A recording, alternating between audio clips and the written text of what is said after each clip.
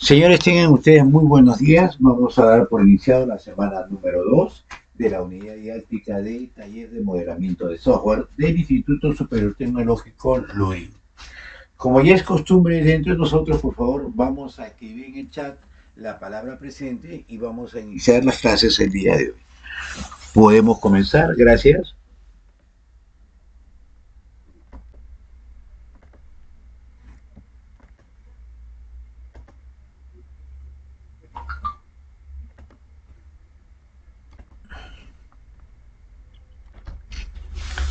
Quiero confirmar con ustedes, por favor, si se puede apreciar mi pantalla, si se escucha mi voz claramente. Mi voz también se escucha todo normal. Perfecto. Antes de iniciar las clases, siempre es necesario poder dictaminar o decir o conversar, ¿no? O proponer algunas reglas de netiqueta. En este caso, estas normas de netiqueta nos permite a nosotros poder de alguna u otra manera tener con ustedes algún comentario con respecto, ojo, con respecto a lo que tiene que ver, digamos, las normas que utilizamos para poder realizar estos, como les digo, estas conferencias, ¿no? Lo que nosotros llamamos como normas de etiqueta.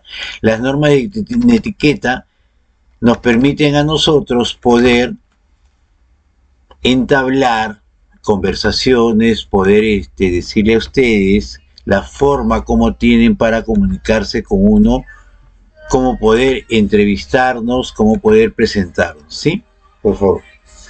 Si me esperan 2 minutos, me van a disculpar, me está llamando el señor director, un ratito, voy a pausar la grabación. Ya, la disculpa de escaso, por favor, ahora sí.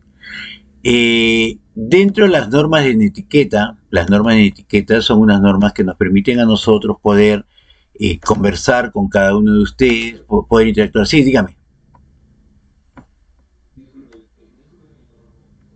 No estoy compartiendo, no estoy compartiendo. Casualmente estoy hablando de las normas de etiqueta, por eso no lo estoy compartiendo. ¿Correcto?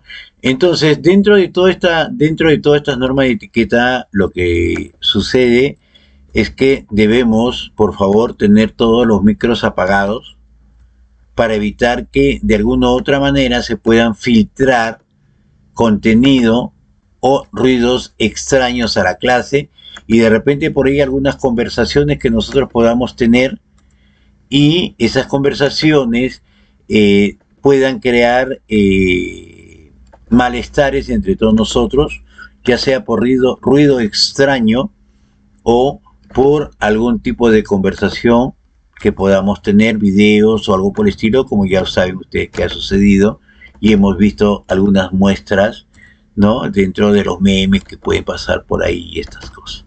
¿Correcto? Segundo, por favor, levantar la mano cada vez que ustedes quieran intervenir para evitar interrumpir a la persona que está hablando, de repente ustedes mismos, ¿no? Y evitar estas cositas, ¿correcto?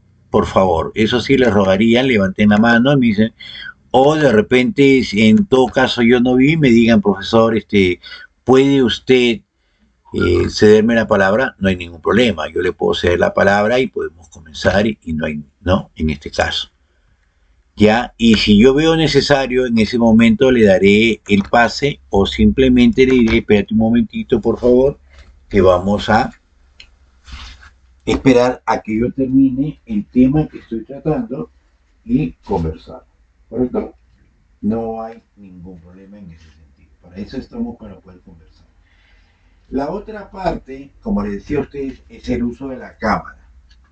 A partir de la siguiente semana sí, ya creo que es meritorio, creo que es obligatorio usar en la cámara como lo hace su compañero en estos momentos y poder conversar directamente y verlos a ustedes, porque una de las cosas importantísimas es de que tengamos que vernos entre nosotros y saber lo que estamos haciendo. Me piden a mí, me piden a mí que hablar en las reuniones que tengo con ustedes, por eso nos hablan de la presencialidad, ¿no? Y una cosa dentro de la presencialidad de repente es la interacción docente-estudiante de una forma no vertical, para mí personalmente debe ser horizontal, donde tengamos una mutua confianza y podamos decir las cosas como deben ser. Y evitar esas cosas que usted es el profesor, usted tiene la razón, el profesor no tiene la razón. Podré tener un poquito más de conocimiento, pero eso no significa que yo tenga la razón, porque soy ser humano, me puedo equivocar. Ustedes tienen todo el derecho de investigar, por eso hay un sílabus colgado en el Classroom, en las cuales indica las clases que yo voy a realizar. Tienen las diapositivas, tienen todo lo que está ahí, ustedes pueden hacer las investigaciones y pueden discutir, aclarar, verificar y hacer todas esas cosas. ¿No? Pero en el caso de que no haya una presenciabilidad, perdón, entonces está para eso las cámaras, para ver. O sea, el apagar una cámara, ¿qué significa? En muchos casos que han dado en los años anteriores, no hablamos de este año, que el alumno se puede conectar, deja su micro apagado, deja su cámara apagada y se va y no lo hace. No digo que es el caso de ustedes. Ojo, estamos hablando de lo que habla en forma general la modalidad. Entonces, la idea de una presencialidad virtual debería ser interactuar entre nosotros de una forma que nos podamos ver y podamos interactuar y conversar y estas cosas. ¿Correcto? Las normas de etiqueta nos dice que cuando levantemos la mano, pidamos autorización, deberíamos prender la cámara y poder conversar. No lo hago por esta semana, pero a partir de la siguiente semana sí, porque ya comenzamos con fuerza. Semana 4 comenzamos ya con fuerza todas estas cosas. ¿Correcto? Ahora sí. Viendo todas estas cosas, vamos a comenzar la semana número 2 correspondiente a la unidad didáctica de taller de mejoramiento de software, turno mañana del Instituto Luri. Vamos a ver hoy día todo lo que es el software. ¿Qué es un software?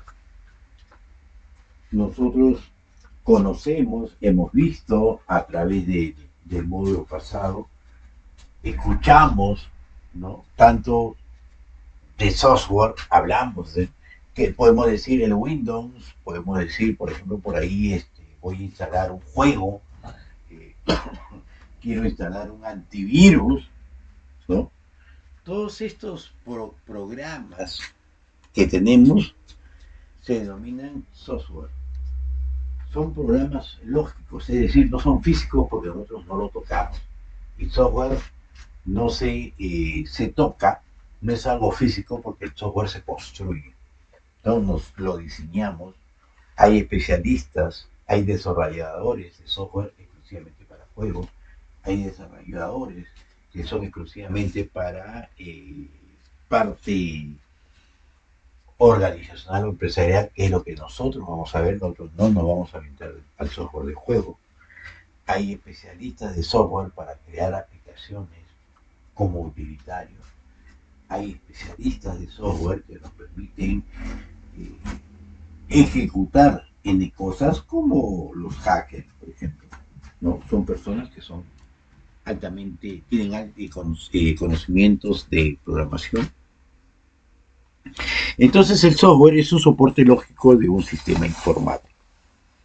Se trata de la parte intangible de una computadora. Se diferencia del hardware, que es la parte material, ¿no? Ustedes saben muy bien, hardware, parte dura, parte que puedo tocar, software, la parte que es lógica, la parte que no puedo tocar, pero sé que sí existe. Y además sé que una computadora para que pueda funcionar necesita de un software.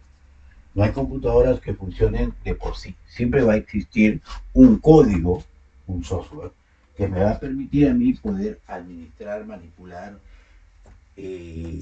administrar un equipo o un dispositivo informático. Ahora, estos software tienen una gran cantidad de categorías, ¿no?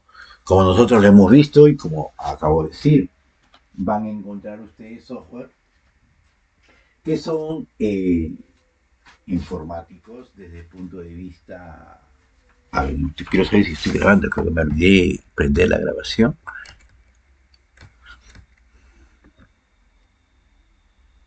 Ah, no, sí se está grabando, disculpen.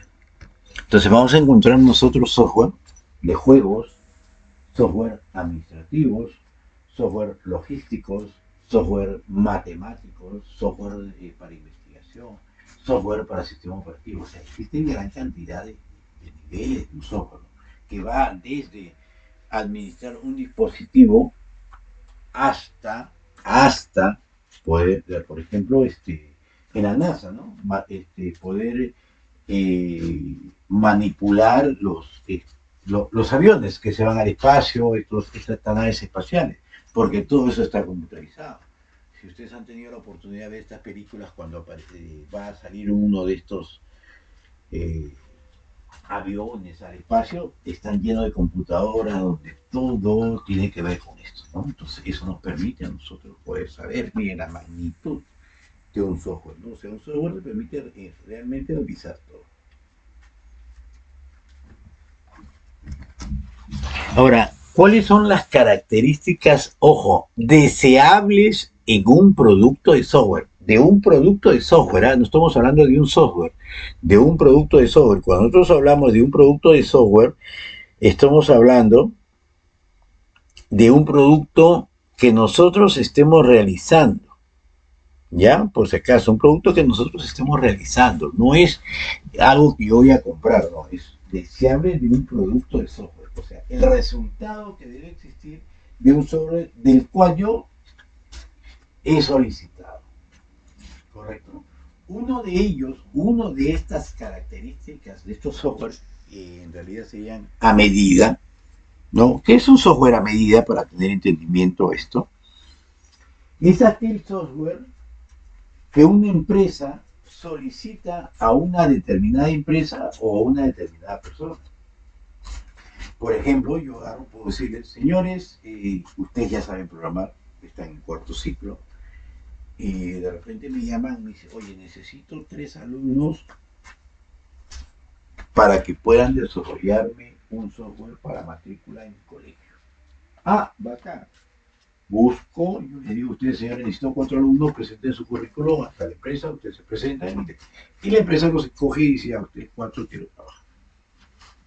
Y ustedes van a desarrollar ese software. Entonces, ese software es a medida, porque ustedes van a construir un software de acuerdo a los requerimientos y consultas que le van a hacer ustedes a sus usuarios.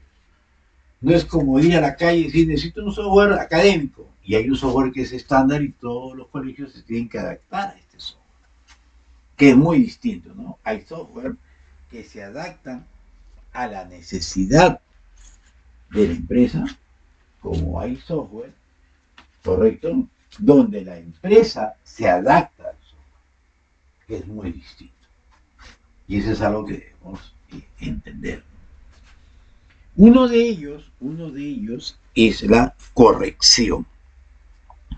¿Qué es esto? ¿Qué se llama como corrección? Dice que cumpla con el objetivo. O sea, si a nosotros nos contratan, nos llaman y nos dicen queremos un software que tenga determinado fin, debe realizar tal cosa, tal cosa, tal cosa y tal cosa. Entonces yo debo realizar este software que cumpla ese objetivo. Señor o ingeniero o alumnos o técnicos profesionales, necesitamos realizar un software para este instituto o necesitamos realizar un software para esta academia o para esta tienda, esta farmacia, esta ferretería, que la función principal sea ventas. Y mis ventas deben realizarse de tal forma. Entonces, ustedes tienen que verificar que la información que están realizando se deba realizar. Que el objetivo principal, o sea, cuando yo ejecute, emita los resultados, deban aparecer estas cosas. Entonces, el objetivo principal es como dicen ustedes, ¿cuál es mi objetivo en estudiar en el Instituto de Lima? ¿Cuál es mi objetivo? Terminar mi carrera de 3 años y al cabo de esos 3 años obtener mi título profesional. Ese es mi objetivo, ese es mi meta. Entonces, un software también tiene un objetivo y una meta. Realizar procedimientos que me permitan poder administrar el resultado de las ventas dentro de una empresa, dentro de un colegio, dentro de una ferretería. Y ese es el objetivo principal. Entonces, esa característica, ojo, debe tener este software. ¿Qué más? ¿Qué otra característica principal debería tener estos tipos de software? Usabilidad, que sea fácil de aprender. ¿Y esto qué significa? Vamos a encontrar nosotros infinidad de software. Encontramos, y cuando yo digo software, no solamente estamos hablando de esas aplicaciones que yo bajo y le pongo siguiente y se acabó. Podemos hablar de aplicaciones que nosotros venimos utilizando dentro de un sistema. Y una de las cosas más claras es cuando ustedes ingresan, por ejemplo, a la web, ¿no? Entran ustedes a la web y entran a una página web y van a encontrar un montón de botones para poder accesar a una información. O de repente ustedes entran a una aplicación para todos aquellos que trabajan dentro de una empresa. Accesan a una aplicación y para poder imprimir un pequeño reporte tienen que entrar a cerca de 50 menús y sus menús, ¿no? Entonces, ¿qué es lo que sucede? Yo tengo que empezar a memorizar, a utilizar parte de mis recursos mentales para poder utilizar un software. Entonces, una de las ventajas, una de las características principales que tiene que tener, debe tener estos software, es que sean fáciles de aprender, que en 2 o 3 pasos obtenga los resultados que yo deseo. Y eso, ¿cómo lo hacemos? ¿No? Obviamente que eso también viene con la práctica, con la experiencia que nosotros debemos tener. Ustedes son usuarios. Entonces, muchas veces, ustedes tienen que ponerse en el lugar del usuario. Ponerse a través de ellos y decirles, ¿no? Bueno, a mí me gustaría, personalmente, yo digo, ¿no? Cuando me pongo en el nivel de usuario, me gustaría que sea así, así, así. Entonces, le voy dando esa característica. Voy mejorando todos aquellos aspectos que yo deseo. ¿No? Entonces, en ese caso, estamos decidiendo y estamos viendo de que este software deba ser fácil de aprender. No tenga muchos problemas, ¿no? Es decir, tengo que hacer clic acá, imagínense, ¿no? Como dice mi señor padre, yo quiero un programa donde yo presione un botón y me entregue todo esto. Por ejemplo, la clásica de las personas que no conocen computación o no conocen sistemas, pero saben que el sistema de alguna u otra manera te va a entregar un resultado, pero para ellos tiene que ser rápido, tiene que ser asequible. No estar haciendo clic en un lado, haciendo clic en otro lado, y ahí ellos se perdían. ¿Qué otra característica tenemos? Seguridad. Que sea resistente a ataques externos. Ustedes por seguridad informática ya lo deben llevar. A ver, un ratito me dice Benji que no está el enlace en el Classroom. Señores, ¿ustedes cómo han ingresado al Classroom? ¿Por el enlace, sí o no? Que está aquí en el Classroom. Un ratito, ya ves, Benjamín está que me engaña. Me dices, no, sí, ya está. Me dice. Voy a compartir con él, por favor, un ratito el enlace, discúlpenme. Según él dice que no está, porque tiene que verificar. Estoy componiendo en pantalla, ¿no? Están viendo lo que estoy haciendo, ¿no? Ya, para que no digan. Y ahí también dice, el enlace no está en el Classroom, me dice, miren Benjamín, ustedes son testigos, ¿ah? De todas maneras le voy a copiar, ¿ya? Para que no digan de que estoy mintiendo. Correcto, regresamos a nuestra diapositiva. Entonces, la seguridad, ¿no? Ustedes han visto lo que es seguridad informática, han visto los distintos tipos de metodologías técnicas que deban existir, buenas costumbres que deban existir para evitar de que seamos atacados, porque la idea es evitar ser atacados. La idea es ser vulnerable ante diversos tipos de ataques que pueden existir dentro de una empresa, porque para eso lo contratan. Yo contrato a un especialista en seguridad informática, obviamente, para salvaguardar los datos que tengo. Ya lo hemos conversado y hemos dicho que la información es un activo valioso de la empresa. Ya la información no es cualquier cosa. Ahora es un activo, así como yo tengo activos de materia prima, como tengo activos de productos terminados, como tengo un activo que puede ser un carro, la información en una empresa también es un activo y es un activo valioso. Porque a base de esa información yo puedo desarrollar múltiples estrategias. Por ejemplo, ¿no? Ustedes, por ejemplo, estos famosos Cyber Wow que hay toda esta semana, ¿no? En todas las tiendas comerciales, donde los precios de algunos productos van hasta el 50, 60%. ¿Qué significa eso? O sea, significa de que yo tengo productos que no están saliendo o tengo productos en stock que no han sido vendidos y necesito venderlos. ¿Ustedes creen que el producto que más sale voy a ofertarlos? No, no los oferto. Yo oferto productos que no salen. Y eso viene a colación o a cotación, perdón, para aquellos de ustedes que tienen, por ejemplo, productos en una tienda. Su tienda, una pequeña tienda, en una bodega en la casa, van a tener productos que no salen, que salen cada, pues, 2 meses, 4 meses, 5 meses, y los tienen ahí amontonados y saben que hay una fecha de vencimiento y ya se está acabando. Un ejemplo, por ejemplo, ¿qué es lo que más sale? Sale arroz, azúcar, leche y aceite. Perfecto. Aquella persona que me compra arroz, azúcar, leche y aceite, aunque sea uno de cada uno, voy a vender este producto, lo vendo a mitad de precio. Ojo. Pero cuando hablamos a mitad de precio, estamos hablando de que ese producto ya se ha desvalorizado, porque ese producto lo compré a 3 soles. Pero cada vez que llega el vendedor me dice, ya subió a 5. Yo al toque le cambio el precio a 5. Pasa 2 semanas y me dice, oye, pues acaso este producto subió a 7. Yo agarro y lo compro a 7. Le pongo 7. Pasa un mes, me dice, oye, ese producto cuesta 10. Yo agarro y le cambio el precio y le pongo 10. Pero realmente, ¿cuánto me costó el producto? El producto me costó 2 soles. Entonces yo agarro y digo, sé una cosa, si tú me compras todo esto, yo te lo vendo estos 4 soles. ¿Qué estoy haciendo? Estoy vendiendo y estoy recuperando mi precio de inversión, porque ese producto ha sido desvalorizado. ¿Y eso cómo lo obtengo? Lo obtengo a base de la información que yo manejo. Por eso que es importante, por eso hablamos que la información es un activo valioso dentro de una empresa.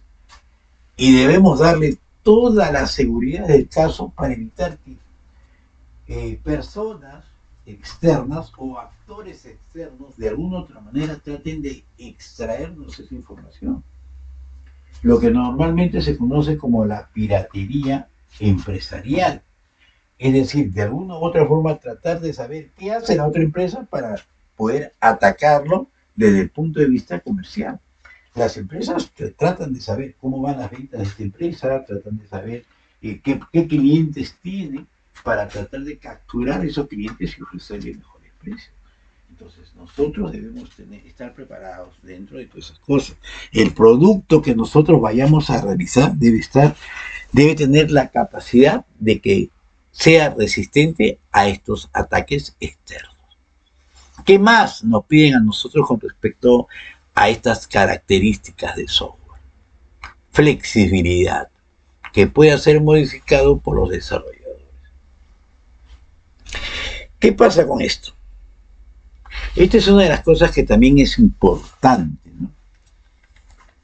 Muchas veces nosotros realizamos trabajos, pero que solamente nosotros lo entendemos. Yo no quiero hacer un trabajo que yo sola, o sea, ahí de repente dicen, no, es que son 0 profesionales, no va a venir otro y tienen que hacerlo, pero lamentablemente es así. Existen estándares y existen patrones, ojo, patrones, con patrones no estoy diciendo jefes, patrones, normas, procedimientos, actividades establecidas para poder realizar un software. Ya eso lo vamos a ver de repente en la 10ª, 11ª semana, ¿no? O en la otra unidad del próximo año, del próximo semestre, donde existen patrones para desarrollo. Nosotros vamos a ver ahorita patrones de análisis, vamos a ver patrones de metodología, cómo debemos realizar las cosas, todos los procedimientos establecidos universalmente para poder crear y realizar cosas. Pero hay personas que no lo hacen de esta forma, lo hacen a su criterio, lo hacen a la forma que a ellos mejor les conviene. ¿Y esto qué sucede? Sucede que, por ejemplo, yo puedo trabajar en una empresa, a mí me paga la empresa, ojo, soy trabajador de la empresa, no me pagan adicionalmente con un externo, ¿no? Yo pertenezco a la empresa. Y realizo mis trabajos, y obviamente mis productos son muy buenos, pero ustedes saben de que puede venir otra empresa y me dice, señor, ingeniero, técnico, especialista, necesito que usted trabaje en mi empresa y le voy a pagar tanto. Te voy a pagar el doble de lo que te paga. ¿Qué harían ustedes? ¿Se quedan o se van? Pregunto y espero que me respondan.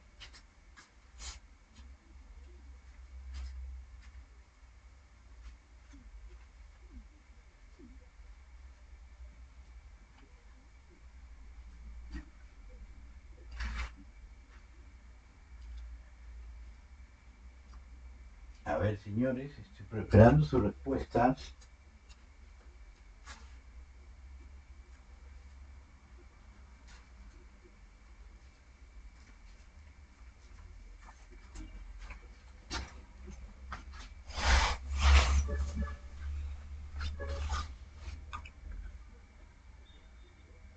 ¿Están o no están?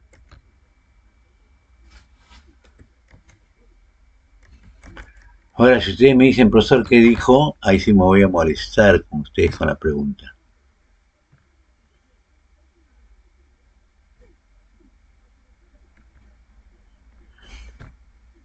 A ver. Hola. ¿Están o no están?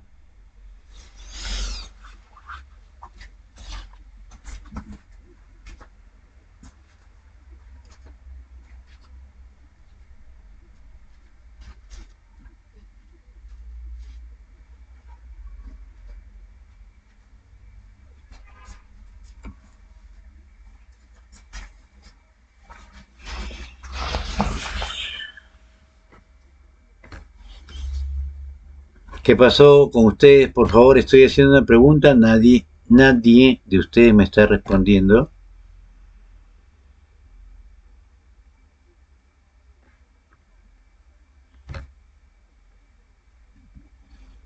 A ver, González, dime. Y ahí me contesta Jurado y después Pérez. ¿Qué harían ustedes? Ya, dime, Contreras.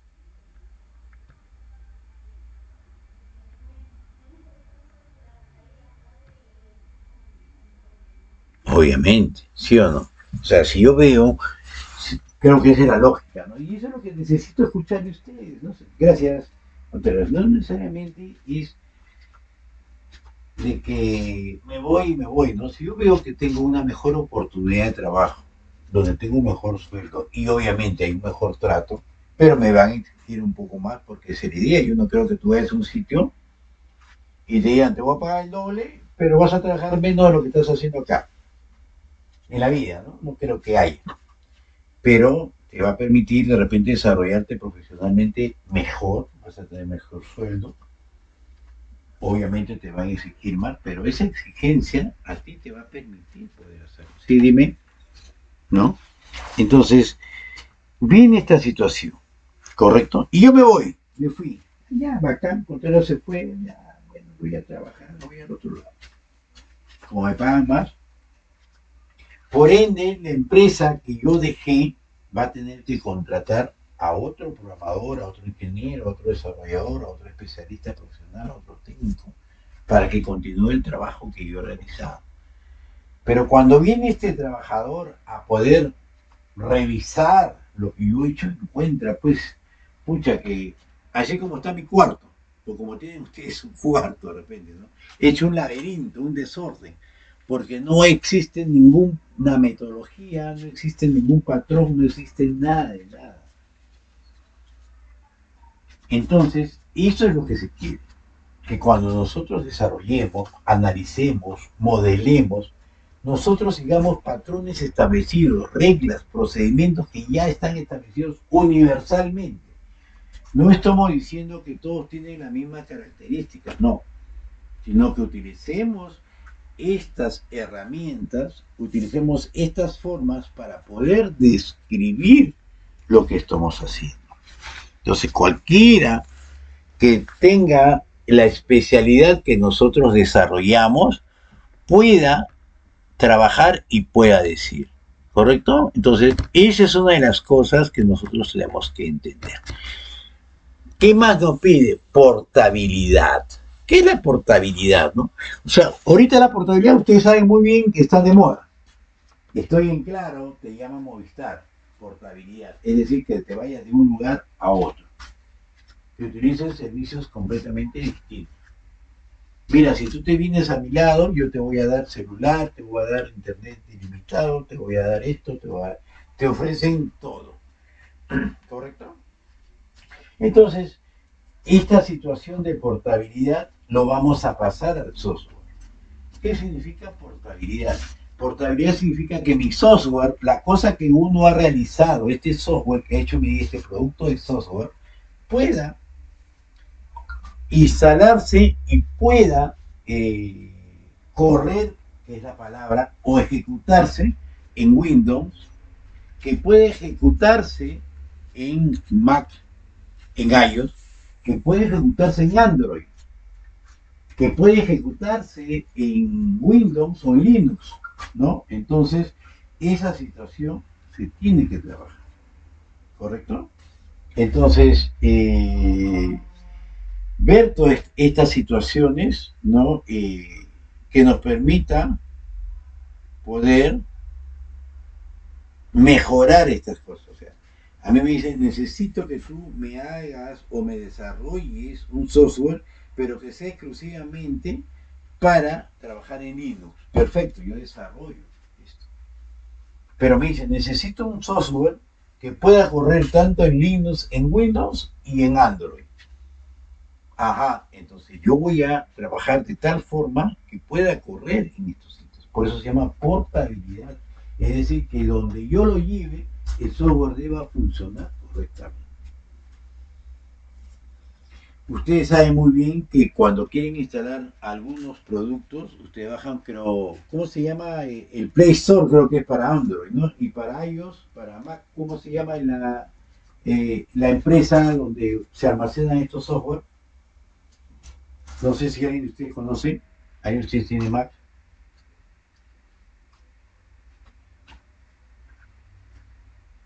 No me acuerdo en estos momentos, ¿no? O App Store, creo que es, no sé, no me acuerdo. Pero, por ejemplo, estas empresas, o sea, la persona que desarrolla el software para que pueda ser corrido o pueda ser ejecutado en distintos tipos de plataformas, ¿no?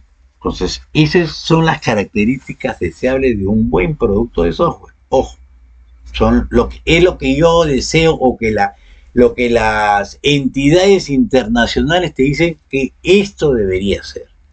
No que tiene que ser obligatoriamente. Ellos dicen, estos son las características deseables. ¿Correcto? Ahora, sin embargo, no todos los productos de software cumplen con estos requisitos, ya que priorizan uno dependiendo del uso que le dará.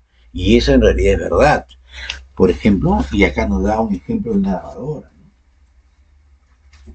En una lavadora, o en un microondas, o en un televisor smart que yo pueda tener, pues yo no voy a priorizar la seguridad, ¿no? Yo no voy a priorizar que sea portable.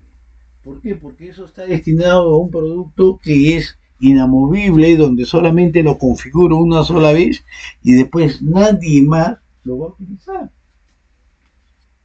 Ustedes cuando compran un televisor, y la gran mayoría sé que tiene su televisor de repente smart por ahí, ¿no? Cuando lo compran empiezan a confiar, le ponen el siguiente, que sea en español, que tenga esto y se acabó. Bajan un apps NetTree, le colocan su username, su password y se acabó y empiezan a buscar y ya está. Llega un horno de microondas, ¿no? Ustedes le colocan la hora para poder colocar y listo. La refrigeradora igualito, o sea, hay software que solamente se utiliza una sola vez para la configuración y de ahí quedó. Salvo por ahí que podamos hablar de una casa inteligente, pues, ¿no?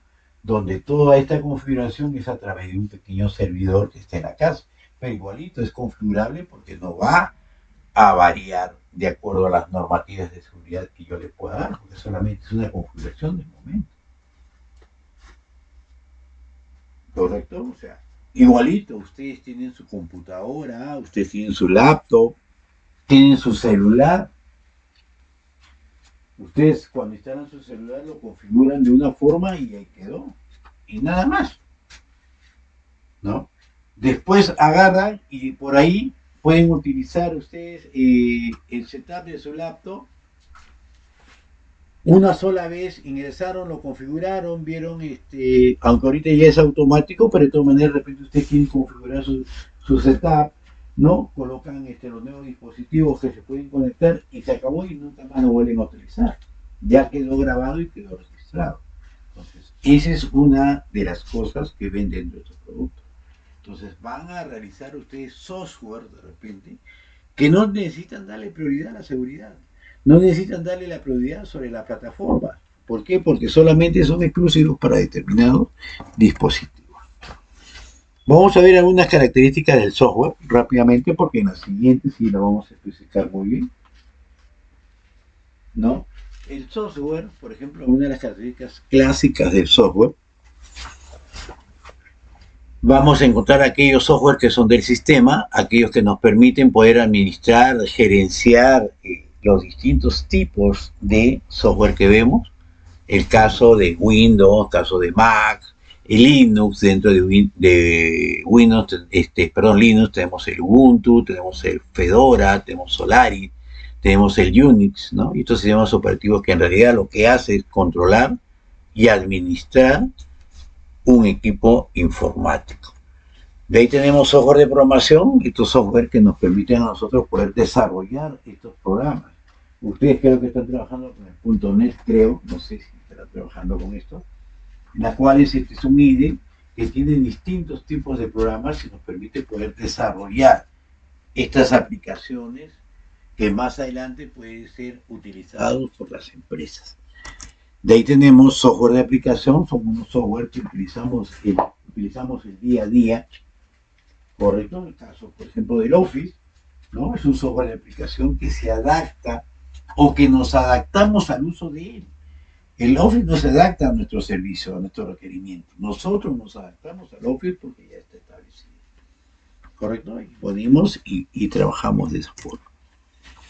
Tenemos software de desarrollo, o sea, aquí tenemos que ver una cosa y eso es justo lo que le decía, el software no se fabrica, no es un objeto, el software se desarrolla, o sea, hay diseñadores que les permite poder realizar este software, porque este software es lógico. Yo agarro una computadora y lo empiezo a trabajar, o sea, no hay, y lo puedo guardar en un CD. Yo llevo ese CD, y una vez me puse a discutir para contarles con una persona y me dice, no, es que en el CD está el software, está bien, pero el software no es el CD, le digo, porque tú lo puedes guardar en un disquete o lo puedes guardar en un flash memory, o sea, USB, ¿no? Una palabra mal dicha porque es flash memory, una memoria rápida. No es USB, USB es el puerto que se utiliza, ¿no? Entonces yo ahora le digo eso, pero el software no es el CD, porque el CD tú lo rompes y vuelves a construir otro, o simplemente lo copias en otro dispositivo y dentro de él está, porque es una parte lógica, no es una parte física. Y eso es lo que nosotros tenemos que entender, que el software no se fabrica, ¿no? Sino que el software se desarrolla a través de un equipo de desarrolladores, un grupo de personas que tienen una visión general de lo que debemos realizar, y este trabajo en equipo es muy importante. De ahí tenemos los lenguajes de programación. Cada lenguaje de programación tiene su propia sintaxis, tiene su propia semántica.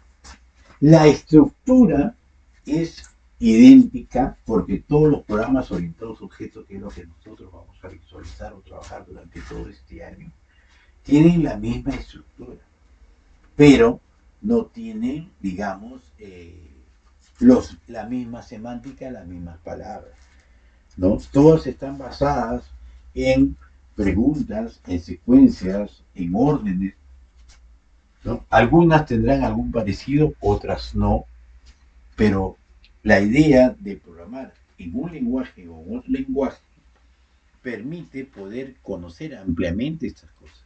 Si ustedes manejan lógica de programación que están llevando, tranquilamente esa lógica usted lo puede llevar a cualquier lenguaje de programación porque van a tener la capacidad de poder entender fácilmente cómo se puede utilizar. Lo único que ustedes tendrían que aprender ahí es qué palabras utilizar, ¿no? Es como yo redacto una palabra en castellano y si yo conozco inglés, lo redacto en inglés, si conozco francés, lo redacto en francés, ¿no? O sea, eso es los lenguajes de programación. Todos tienen la misma estructura, correcto, pero la semántica o la sintaxis siempre varía un poco. No tanto, pero varía.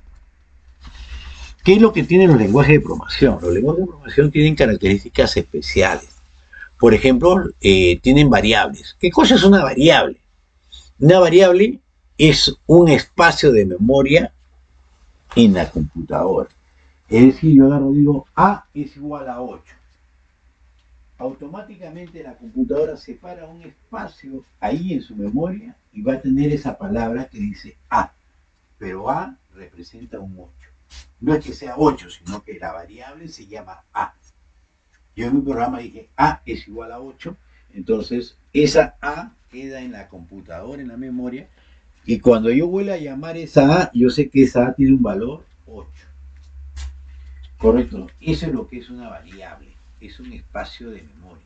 Ahora, ¿qué cosa es un vector? El vector prácticamente vendría a ser igual que una memoria, pero un vector es, digamos, un conjunto de datos unidos en una sola variable, ¿no? Yo agarro, genero un vector, que eso lo van a ver ustedes más adelante. Yo genero un vector. Yo digo, el vector A tiene 5, 7, 9 y 10. Ese vector va a estar almacenado en la memoria como A, igualito. Pero no solamente esa A como anteriormente era un 8, no. Esta va a tener 5, 7, 8 y 10, ¿no? Entonces, es la diferencia que se utiliza. ¿Correcto?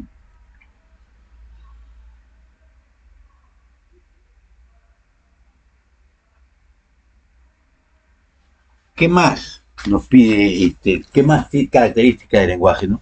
Tiene condiciones. ¿Cuáles son las condiciones de un lenguaje de programación? Ese es el sentir, es decir, que me permite evaluar sentencias, ¿no? Dentro de lógica de programación ustedes van a ver mucho esto, porque esto tiene que ver mucho con la programación, ¿no? Donde yo voy a preguntar, por ejemplo, yo digo, voy a hacer un reporte donde los alumnos que estén aprobados, que tengan más de 12.5, deberá salir la palabra aprobado, y caso contrario, deberá salir desaprobado.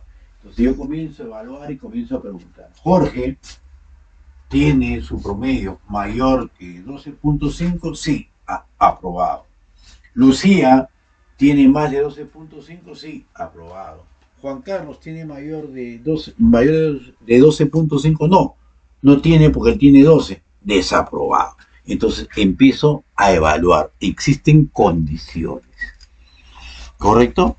Y ojo, acuérdense ustedes que en programación o en informática no existe un tal vez, o es verdadero o es falso, es blanco o es negro, es positivo o es negativo, es 0 o es 1. No existe un tal vez, por si acaso.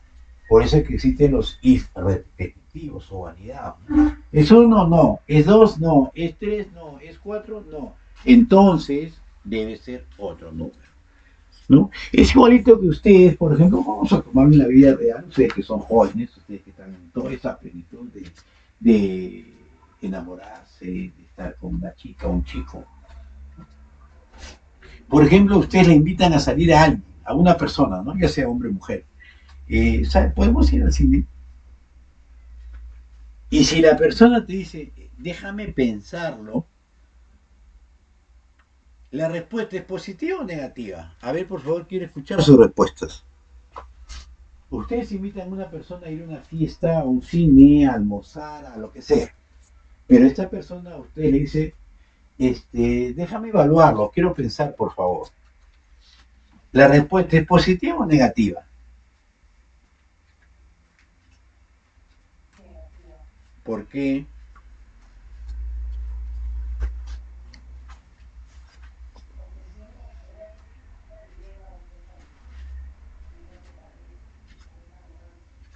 Ajá, a ver, ¿quién más me puede responder eso, por favor?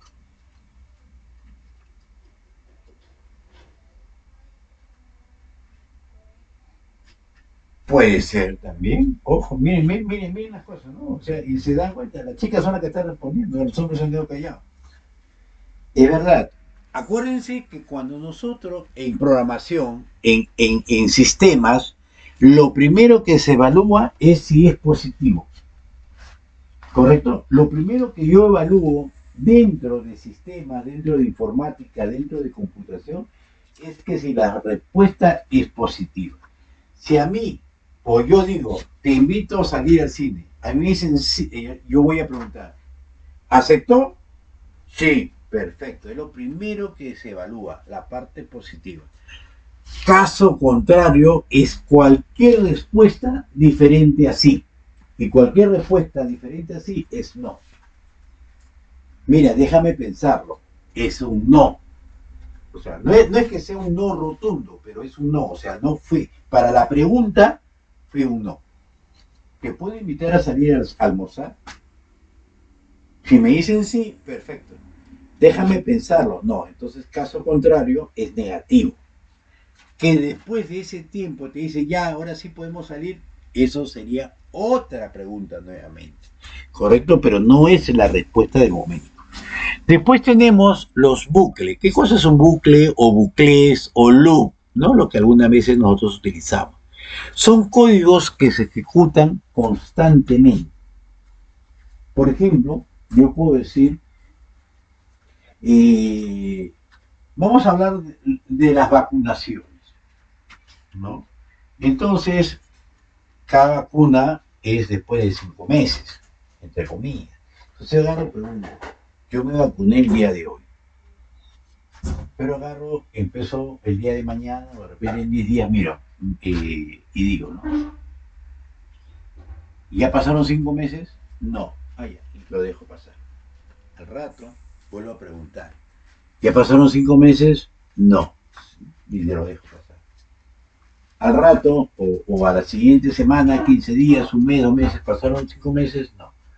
Y de repente pasaron los 5 meses, pregunto, ¿pasaron los 5 meses? Sí. Entonces empiezo a realizar una serie de procedimientos, voy, me baño, me cambio, agarro mi carnet, me voy hasta el centro de vacunación y me vacuno. Y listo.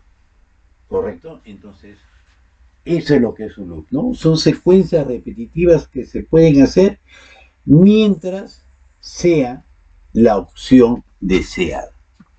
Por ejemplo, también puedo decir, o en caso contrario, solamente ingresan a los malls, a los centros comerciales, aquellas personas que tienen vacunación, que me presentan su carnet con 3 dosis. Entonces yo pregunto, ¿tiene la vacunación? No, dando. Entonces no lo dejo hacer lo que ellos deben hacer. ¿Tiene la vacunación? Sí, puedes pasar y una vez que pasas puedes ejecutar todas las cosas que tú quieres. ¿Correcto? Entonces estamos viendo todas estas situaciones.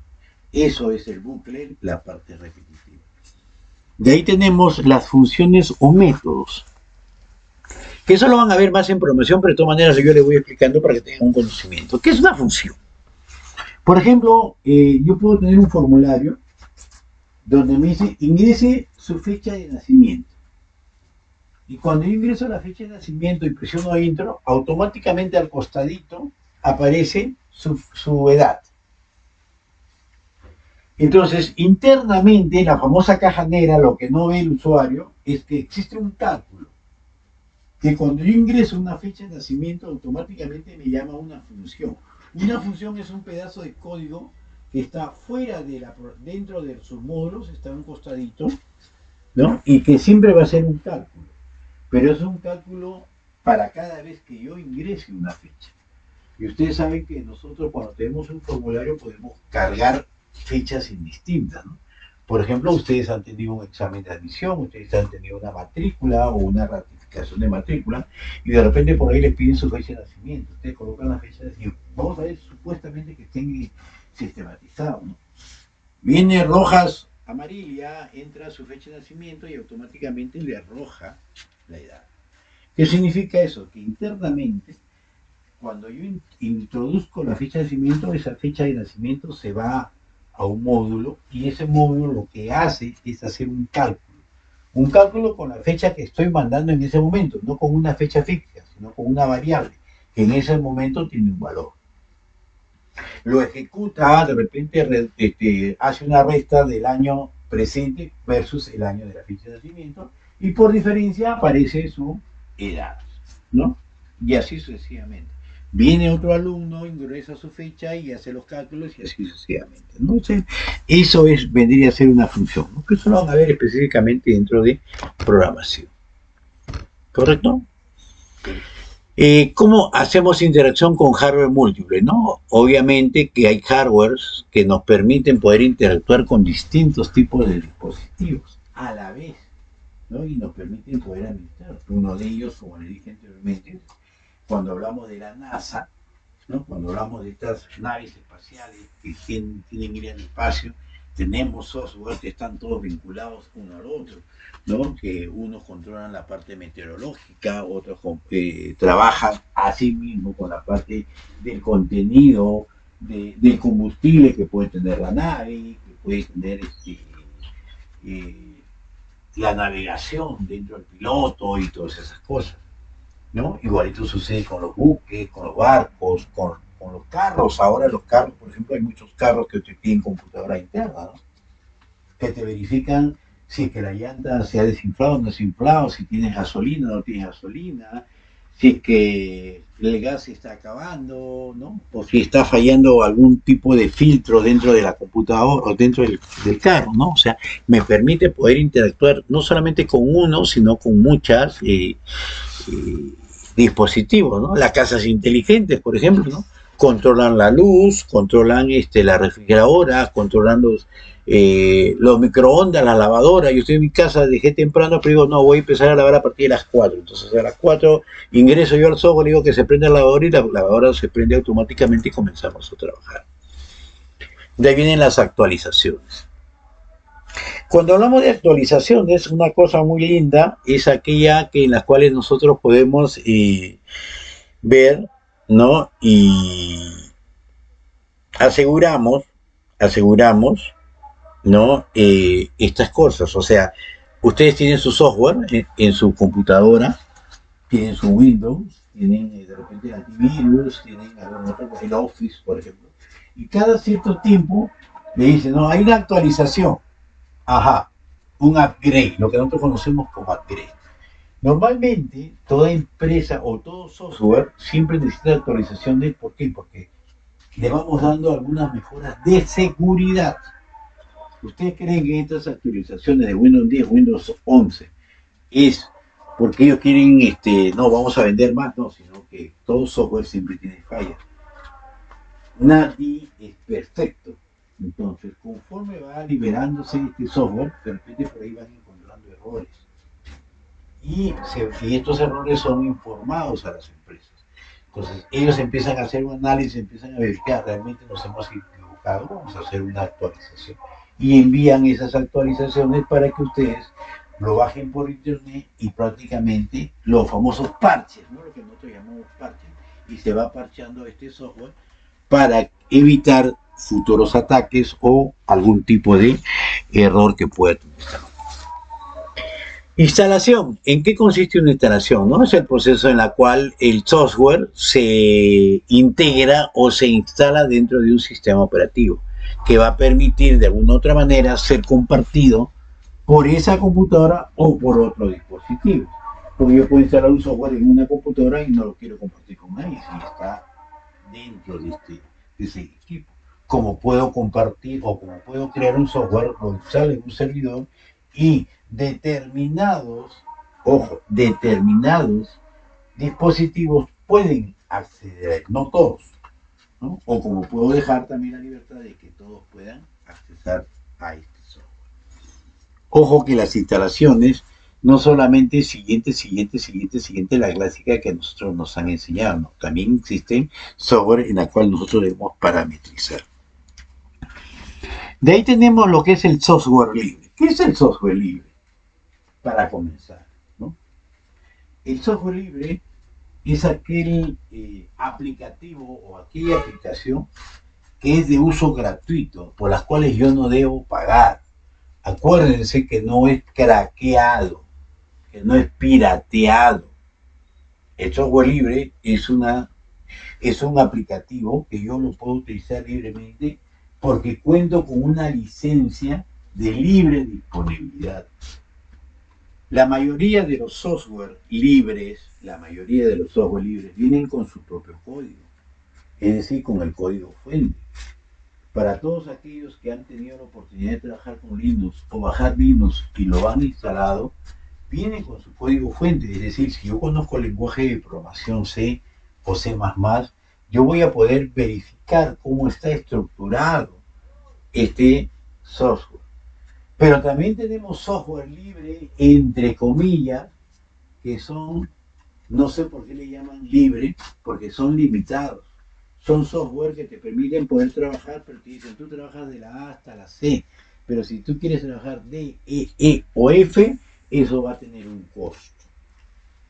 ¿Correcto? Entonces, a esto para mí personalmente yo no lo conozco como un software libre. No, este es un software de enganche, un software de amarre. O los famosos antivirus cuando te llegan, cuando compras una laptop, una PC, te dicen tienes un mes de protección total y después de ese mes, no, tienes que pagar si quieres seguir utilizando. Entonces no es gratuito, pues esa es la mentira más grande, ese es el enganche. En cambio, el verdadero software libre tú lo puedes usar de por vida y no vas a tener ningún tipo de problema. ¿Correcto? Mantenimiento. ¿Qué cosa es el mantenimiento de un software? El mantenimiento de un software es aquellas mejoras que tú le puedes dar al software que tú has realizado con el efecto de que tenga mejoras desde el punto de vista de funcionamiento, no de seguridad. No cambiar, no combinar actualizaciones con mantenimiento. Una actualización sí tiene que ver mucho con seguridad. Un mantenimiento tiene que ver mucho con respecto a mejoras del mismo aplicativo. Una de las cosas que yo les recomiendo, unas cosas que yo les digo a ustedes, señores, señoritas, jóvenes, es de que cuando ustedes lo llamen para desarrollar o de repente hacer mantenimiento de equipos, lo que tienen que hacer ustedes es hacer el trabajo de tal manera que no los vuelvan a llamar. Es que el profesor es loco, ¿no?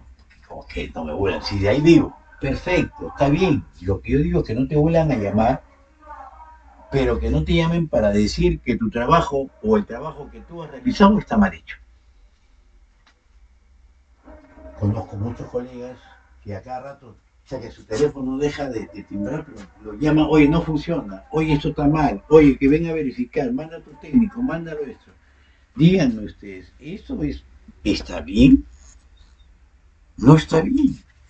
Que a mí me llamen y me digan, hola, hola Juan Carlos, mándame 3 alumnos por favor porque necesito que me desarrollen tal cosa. Acá. Van 3 alumnos y ellos comienzan a desarrollar y hacen un trabajo perfecto. Y al rato me dicen, oye, mándamelo nuevamente, cuñado, porque quiero hacer algunas mejoras, ¿no? He visto que está bien, sino que me olvidé de decirles tales cosas. Bacán. Van y hacen el mejor. Después me vuelven a llamar y dicen, oye, mándalo nuevamente porque quiero que me implementen tal cosa. Correcto. Pero que no me llame, oye, tú me mandaste otros alumnos, que lo que han hecho está mal, no sirve, no funciona, y esto. ¿No? Entonces, eso es lo que nosotros tratamos de evitar. No somos perfectos, pero sí debemos trabajar con aquellas pruebas, que más adelante vamos a ver lo que es una prueba unitaria, ¿no? Para verificar que realmente todo esto esté funcionando correctamente. ¿Listo?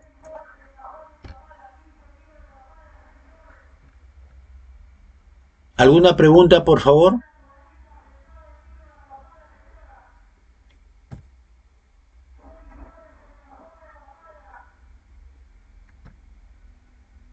Perfecto.